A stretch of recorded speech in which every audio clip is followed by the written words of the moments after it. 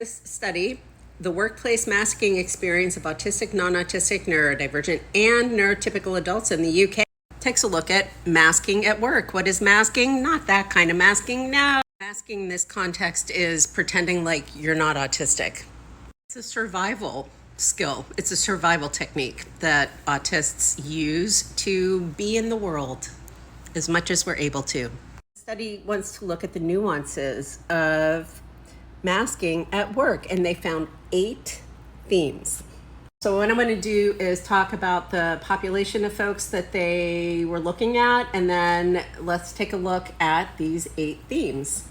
Folks that were participated in this study, some were self-diagnosed.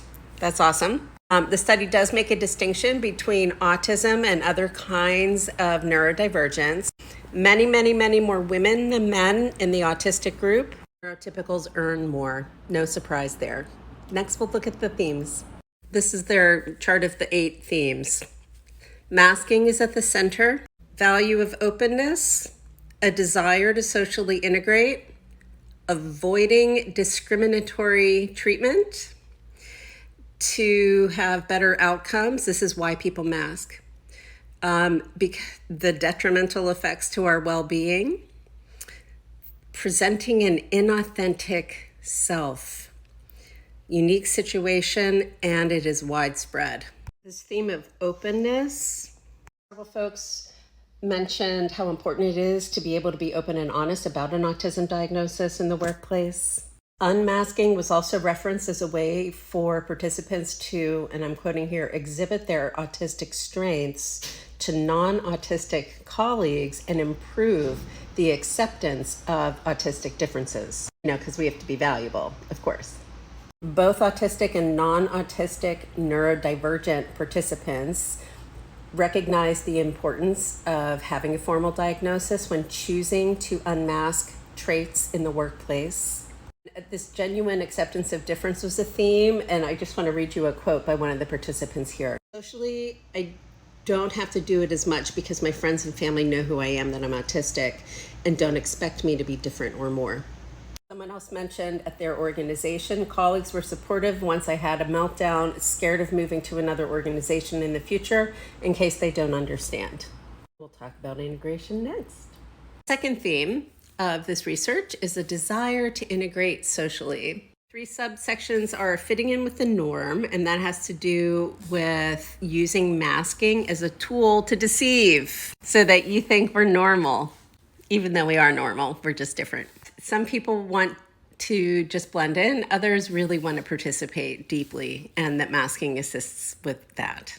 That we can be motivated, this desire to fit in can come from inside, a desire inside, but it can also come from a desire to be accepted. Intrinsic, extrinsic motivation, you might say.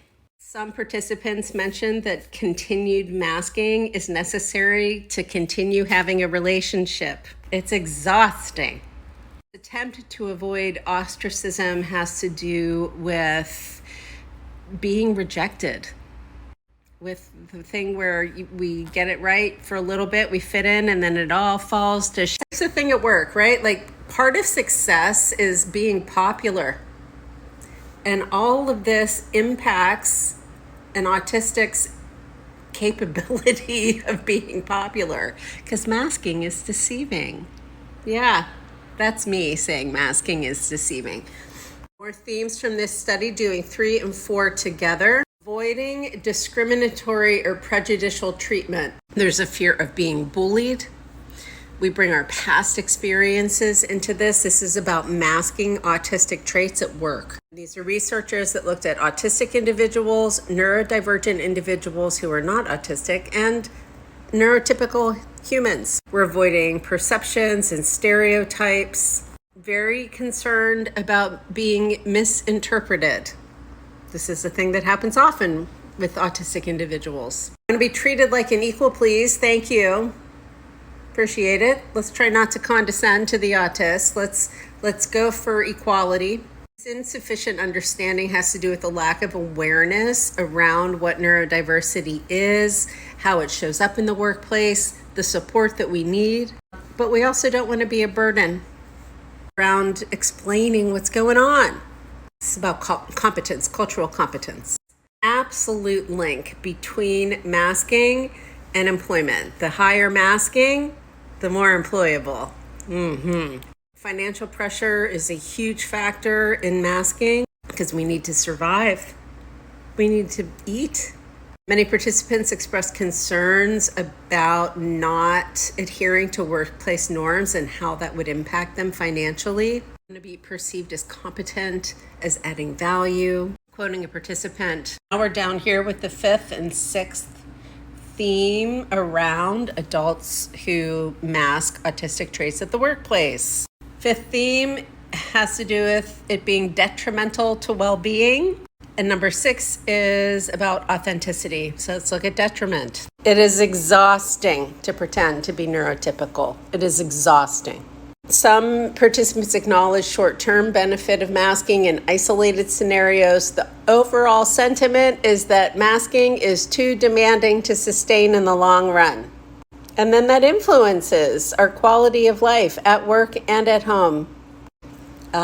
It is challenging to mask sensory processing stuff. That can be physically exhausting. It takes emotional labor.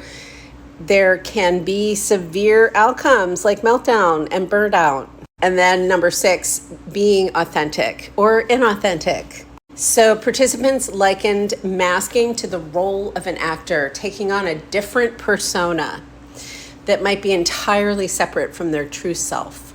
Some participants felt pride in their ability. I've shown that in the past. Interestingly, the predictability and structure of workplace settings made it easier for some people to mask. That makes sense. But then you feel like a fraud. Yep.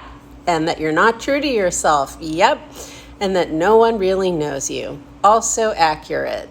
Let's just finish out the last 2, shall we? Unique situation. So this theme is looking at the nature of masking at work based on masking just socially. There is not a lot of choice in the workplace. Lots of rules, lots of standards, hierarchies, timesheets, all that stuff. So that constrains the experience of masking. Makes it like really have to be a certain way. For some folks, they're only masking at work. This is a widespread phenomena. That's the 8th theme. Widespread. Some participants viewed masking as a continuous strategy, reported having to consistently play the part of a role regardless of where they are. And it's habitual. We just get used to it.